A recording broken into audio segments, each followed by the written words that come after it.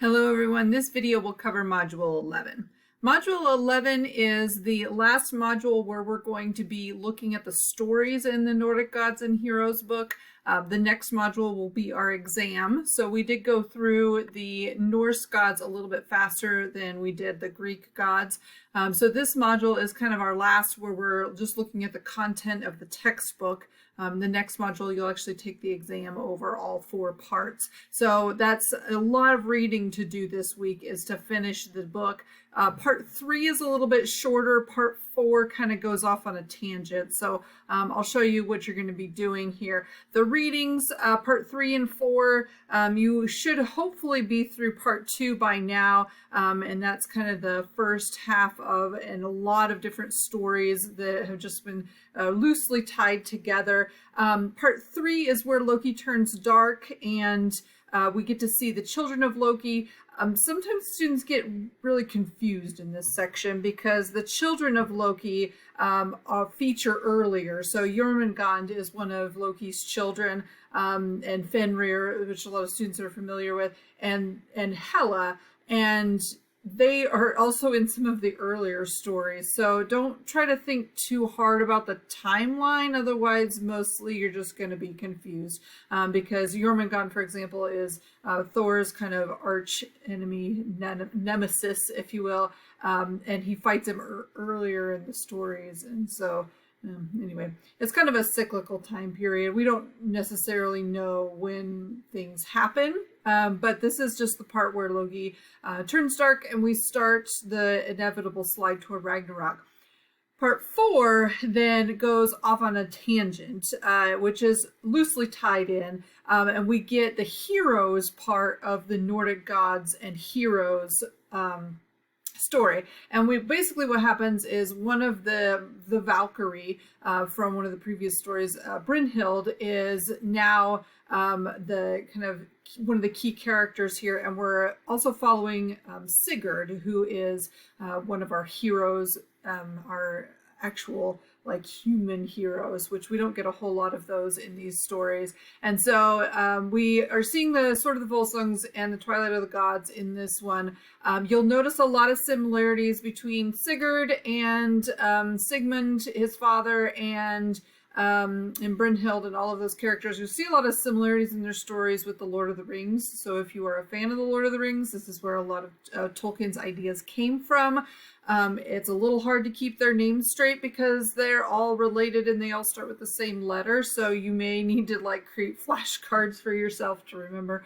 And then we get the death of Sigurd. This is their whole story here. His story, and then the story of his father. It's like a backtrack, and then we finish his story.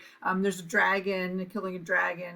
So you'll see a lot of Tolkien references there. And then the Twilight of the Gods is the very last chapter, and that is Ragnarok. It doesn't actually take up very much of the book, despite all of the hype for like we're inevitable slide toward we know Ragnarok's going to happen, and you know Odin's preparing for it throughout the entire book, and then it just happens, and that's it. And then the cycle continues, and we go back to the very first chapter where we are left with nothing. And then everything kind of comes back. And so we'll have a few gods left at the end, and they're going to repopulate, and so the cycle will continue. So I've got a video in here about Ragnarok that kind of goes into a little bit more depth of what happens. And then I also have a video about Sigurd the Dragon Slayer, and it is telling part of his story, connecting some of the runes that are left behind from this story. So I encourage you to watch those videos if you have time.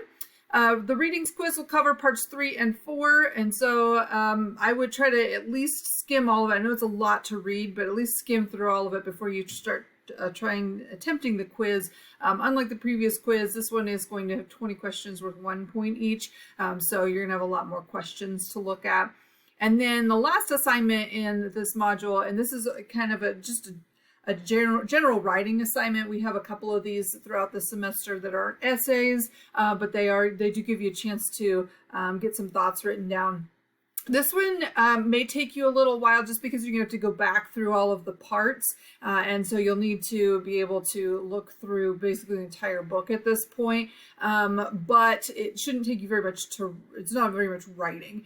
Basically what happens is, starting with the very beginning of the book, that when the stranger comes and builds the wall, and Odin has this pact with him where he's going to give him whatever he wants, but he doesn't set the terms before the stranger starts to build the wall, and then the gods realize that what he's asking as a price is too much, and then they have to deceive him with Loki and all of that. That very beginning is essentially the start of the decline into Ragnarok, and all of the stories link sort of, some of them directly and some of them kind of tangentially, all the way up to Ragnarok.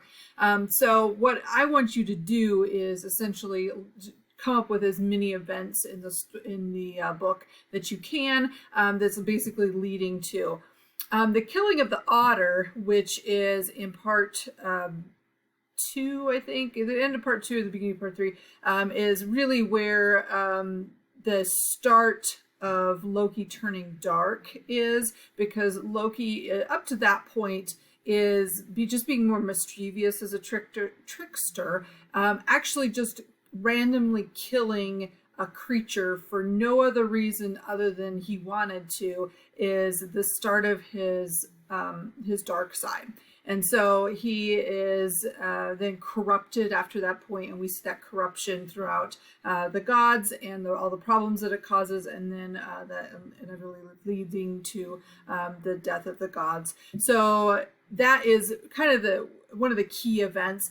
So you can do some before the otter, but you also want to be leading basically from the otter to Ragnarok is what I'm looking at. But you really could do from the beginning of the book, the stranger building the wall, all the way to Ragnarok.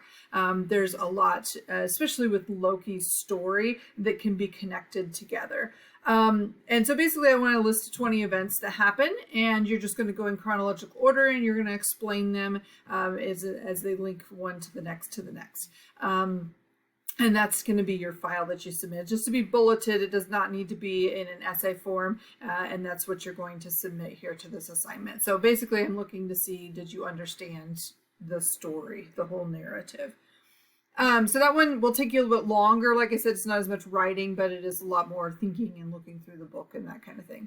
The last thing that you're going to do in this module, which is an optional assignment, but I'm really highly encouraging it, and this will be available since it's just a page in Canvas. It will be available even after this module is done, because you may want to go back and look at it. But basically it's to create an outline of your research paper. You are not turning an outline for a grade, but I highly recommend creating one, or at least jotting down ideas or something before you start writing your essay, which is something that you should be thinking about at this point. I have a sample outline linked in here, but that's just to encourage you to think about it. And so I've got information like a working thesis, and then I have 4 kind of main sections. It's a 5-page essay, so I would say if you have 4 to 5 main ideas that you want to cover, you should have plenty of information to get 5 pages.